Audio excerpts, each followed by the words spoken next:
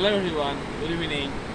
আজি আমি মালবজাৰ ৱেষ্ট বেংগলৰ মালবজাৰ এৰিয়াটোত আছোঁ প্লাছ মালবজাৰ মেটেলি এৰিয়াটোত আছোঁ নদীৰ ওপৰত সুন্দৰ লোকেশ্যন মানে সেয়া কালিম্পং পাহাৰ দাৰ্জিলিং ডিষ্ট্ৰিক্টৰ সুন্দৰ মানে এটা লোকেশ্যন সুন্দৰ মানে পৰিৱেশ আজি ক'ব গ'লে আমি 14 জুলাই ফ্ৰেঞ্চ ৰেভলিউশ্যনৰ বিষয়ে মই অকণ কথা আলোচনা কৰিব বিচাৰিছোঁ 14 জুলাই এইটো এটা হিষ্ট্ৰিকেলি ৱৰ্ল্ড হিষ্ট্ৰীৰ ফালৰ পৰা এটা বহুত ইম্পৰ্টেণ্ট ডে কাৰণ এই 14 জুলাইতে ফ্ৰান্সৰ জনসাধাৰণে ফ্ৰান্সৰ এটা অত্যাচাৰৰ প্ৰতীক বেষ্টিল কাৰাগাৰটো আক্ৰমণ কৰি ধ্বংস কৰিছিল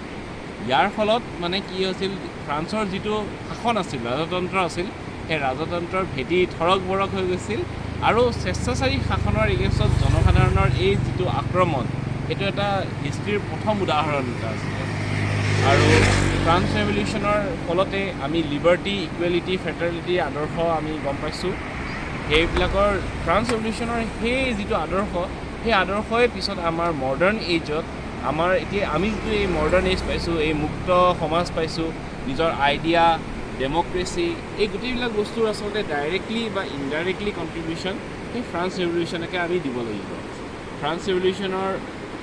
দুজন প্ৰখ্যাত ফিল'চফাৰ আছিল ভল্টেয়াৰ আৰু ৰুছ'য়ে এটা ফেমাছ ডাইলগ কৈছিলে যে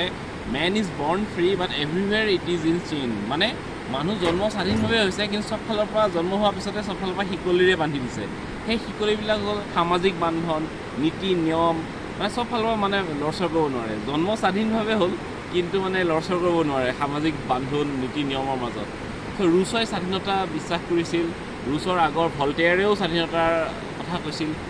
মানুহবিলাক যাতে ৰাজনৈতিকভাৱে স্বাধীন হওক সামাজিকভাৱে স্বাধীন হওক সমাজত যিটো নবিলিটি বা অভিজাত শ্ৰেণী আৰু যাজক সেইখিনি হয় ফ্ৰান্সৰ অভিজাত শ্ৰেণী আৰু যাজক শ্ৰেণী মানে পুৰোহিত শ্ৰেণীৰ যিটো দপদপনি সেইটো আঁতৰাই পেলাই সমাজখন নিম্ন শ্ৰেণীৰ মানুহখিনিৰ আগবাঢ়ি যোৱাত মানে ভল্টেয়াৰ ৰুছ'ৰ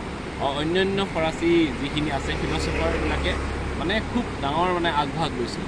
এতিয়া ফ্ৰান্সৰ এওঁলোকৰ কণ্ট্ৰিবিউশ্যনৰ ফলত জনসাধাৰণ জাগ্ৰত হৈছিল আৰু 14 জুলাইৰ দিনাখন অৱশেষত মানে জনসাধাৰণ জাগি ফ্ৰান্সৰ অত্যাচাৰৰ প্ৰতীক সেইখিনি সময়ৰ বেষ্টিল কাৰাগাৰ আক্ৰমণ কৰি ৰাজতন্ত্ৰৰ ভেটি থৰক বৰক কৰি দিছিল ফ্ৰান্স ৰেভলিউশ্যনৰ সেই লিবাৰ্টি ইকুৱেলিটি ফ্ৰেটাৰ্নিটিৰ আদৰ্শই আজি আমাৰ এই মডাৰ্ণ এইজখনক ইনফ্লুৱেঞ্চ কৰি আছে ফ্ৰান্স ৰেভলিউশ্যনৰে আমি সেই দিনটোক এই 14 জুলাইৰ এই দিনটো আমি কৰিছোঁ আৰু ফ্ৰান্স ৰেভলিউশ্যনৰ সেই মহান ব্যক্তিসকলক আমি শ্ৰদ্ধা জনাইছোঁ ফ্ৰান্স ৰেভলিউশ্যনৰ ওপৰত বহুত ধৰণৰ কিতাপ আছে কিন্তু আমাৰ অসমীয়া ভাষাত কিতাপ ফৰাচী বিপ্লৱ বুলি কিতাপ এখন আমাৰ শ্ৰদ্ধাৰ ডক্টৰ ধ্ৰুৱজ্যোতি বৰা ছাৰে লিখিছে সেই কিতাপখন আমি আপোনালোকক এয়া দেখাইছোঁ এইখন হ'ল ফৰাচী বিপ্লৱ ডক্টৰ ধ্ৰুৱজ্যোতি বৰা ছাৰে লিখিছিল 1996-97 মানত মোৰ দেউতাই এইখন গিফ্ট হিচাপে দিছিল আৰু সেইখন পঢ়ি তেতিয়া মই ক্লাছ 5-6 মানত চাগে মই মানে ফ্ৰান্স ৰেভলিউশ্যনৰ এই বস্তুটোৰ প্ৰতি খুব মানে ইণ্টাৰেষ্টেড হৈছিলোঁ শ্ৰদ্ধাৰ ডক্টৰ ধ্ৰুৱজ্যোতি ছাৰে অসমীয়া ভাষাত এটা বিশ্বৰ এটা গুৰুত্বপূৰ্ণ ইতিহাস অসমীয়া ভাষাত আমাক মানে পাঠক শ্ৰেণীৰ হাতত দিয়াৰ কাৰণে আমি কৃতজ্ঞ মই মোৰ যিখিনি পাঠক বন্ধুসকলক মানে অনুৰোধ কৰিম ফৰাচী বিপ্লৱৰ এই ঘটনাবহুল বিষয়ে জানিব হ'লে আমাৰ শ্ৰদ্ধাৰ ডক্টৰ ধ্ৰুৱজ্যোতি বৰা ছাৰৰ এই কিতাপখন আপোনালোকে পঢ়ে যাম ইয়াতে কিতাপখন সৰু কিন্তু বহুত মূল্যৱান তথ্য দিয়া হৈ আছে ৰুছ'ৰ আৰু এটা ইম্পৰ্টেণ্ট কথা ক'ব বিচাৰিছোঁ ফৰাচী দাৰ্শনিক তেখেতে এখন কিতাপ লিখিছিল দ্য ছ'চিয়েল কণ্ট্ৰেক্ট যিখন আমি পলিটিকেল ছায়েন্সৰ মানে ষ্টুডেণ্টবিলাকে পঢ়িব লগা হয় মই APSC পৰীক্ষা দিওঁতেও পলিটিকেল ছায়েন্স পেপাৰত ৰুছ'ৰ ছ'চিয়েল কণ্ট্ৰেক্টৰ বিষয়ে পঢ়িছিলোঁ বাকী সুন্দৰ এটা মানে আবেলি আমি ৱেষ্ট বেংগলৰ মালবজাৰ অঞ্চলত আছোঁ সুন্দৰ বাতাবৰণ নদী বৈ আছে নদীৰ পানী যেনেকৈ বৈ আছে সময়ো বৈ আছে সময়ৰ লগতে আমি 1789 সেই চনৰ পৰা ফৰাচী বিপ্লৱৰ সেই চনৰ পৰা এতিয়া আমি 2023 চনৰ মডাৰ্ণ এজত আহি পালোহি আৰু আমি ইমান স্বাধীনভাৱে ঘূৰিছোঁ সমান আমি চাকৰি বাকৰিবিলাকত সমান আমি মানে এমপ্লয়মেণ্টৰ সুবিধা পাইছোঁ ছ'চাইটিত আমি সমান আজি স্থান পাইছোঁ